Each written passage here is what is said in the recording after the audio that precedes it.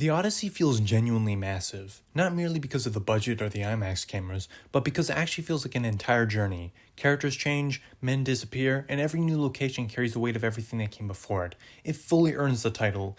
Even if the film sometimes reaches beyond what it can comfortably hold, it's still an event that doesn't forget to make you care about most of the characters. However, because this is a Christopher Nolan film, there were several times I couldn't properly hear the characters and what they're saying, and because these are older names, if I missed one, it did confuse me for a bit before re-remembering the book. I did read it, coincidentally, early last year when they started filming, but I don't remember everything, so the opening 20-ish minutes felt like an over-explanation. It also had some genuinely bad editing early on, which I feel like is another trait from Nolan, because some shots or even scenes cut too quickly before they reach their natural conclusion. The latter problem continued a bit longer, but honestly, it was mostly relegated to that opening 20 minutes setting everything up.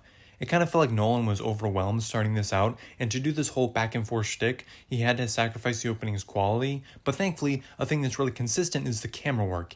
Everything feels so grand, like I said before, but the way it's shot just makes it feel so much more epic. There are so many unique shots when they invade Troy, especially with the beheading, although that's equally like an editing choice, but the color palette occasionally works against it. Some beautifully composed shots are covered in the same gray look that plagues so many modern blockbusters, or just films in general. The rugged costumes and practical environments give the world texture, but Nolan's commitment to realism can also make places I imagine as mythic feel strangely restrained.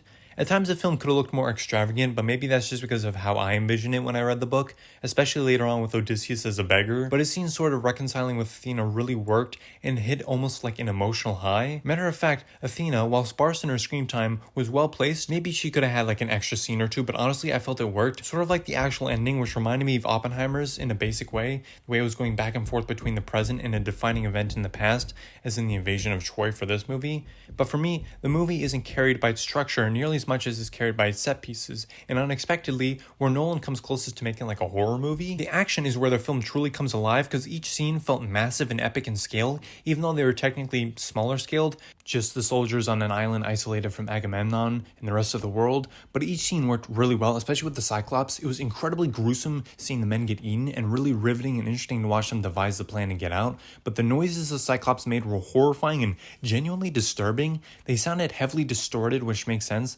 Considering it can talk like a human, it makes sense for it to sound almost like a human but not, so that made it like really cool and like, oh shoot, and then also just like really disturbing. One scene that really caught me off guard, as I had forgotten the finer details, was with Circe turning the men into pigs, but that shit really freaked me the fuck out. It's also just kind of jarring for a Christopher Nolan film to have that, as he's had scenes that are disturbing as this, but seeing that specific image of them being morphed really fucked with me in a good way. It also helps that it look practical and not CGI, which I know is a silly point to make with a Nolan film, but still, after seeing so many shitty blockbusters, it's a palate cleanser. The connecting theme throughout all this is loss, especially in the scenes with the Lestrygonians, however you pronounce it, as they wipe out a majority of the fleet, and you can feel the brutality and the loss with the deaths, as they rarely hold back. Makes sense as it is an R-rated film.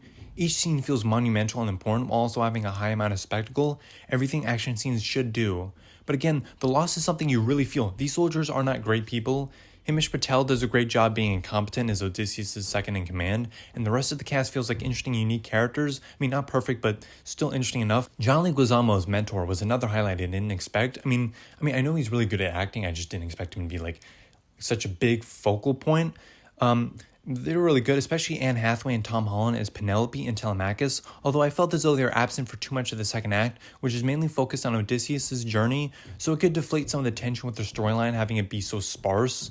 Despite that, they really felt like their characters by the end, and Anne Hathaway especially had some great standout moments. I was also shocked at the amount of well-known smaller actors. One of the soldiers is played by the cop from Two Distant Strangers, so that was kind of interesting, but the whole point is they rarely felt like celebrity cameos.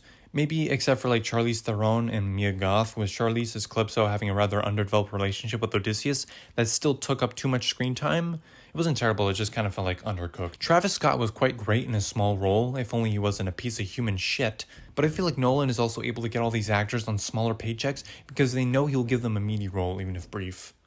I sort of alluded to this before, but I will say the soldiers could have used a bit more development as they occasionally bleed into the background, except for the second time we see the Troy scene where they're more violent and aggressive, with Odysseus coming to terms with the fact that he violated Zeus's laws and had them kill innocent people. It's a great way of making them unique characters that are not perfect. These guys are still assholes, but I will say this might be the movie with the most celibate Greeks ever.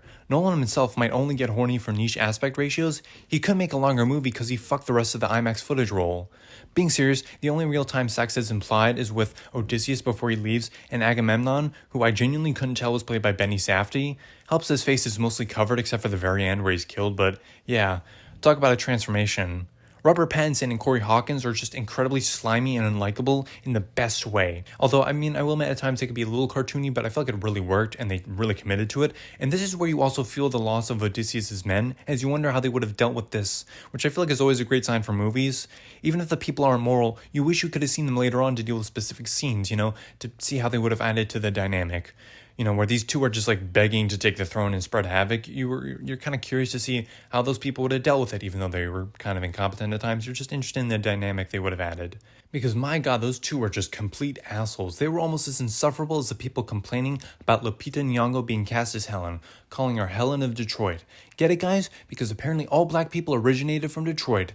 Very funny. This might be the biggest example of online discourse having little effect on actual box office and regular people's discourse of the film. You would have thought from the online reaction this movie was going to bomb heavily and be a giant piece of shit, but instead it turns out Twitter once again isn't real life. I admit some of the casting could have used more Greek and Mediterranean actors, and at times you can feel like they just wanted some well-known actors instead of better ones, but man, if I said I wasn't hyped for that third act with the incredible fight scene, I would be lying through my fucking teeth. It was glorious, incredible payoff, and immensely entertaining without being hard to understand, because some fight scenes can be a little hard to follow in some movies. This was not. It felt like the payoff to everything and was a huge scene without needing to be technically big-scaled with its setter effects.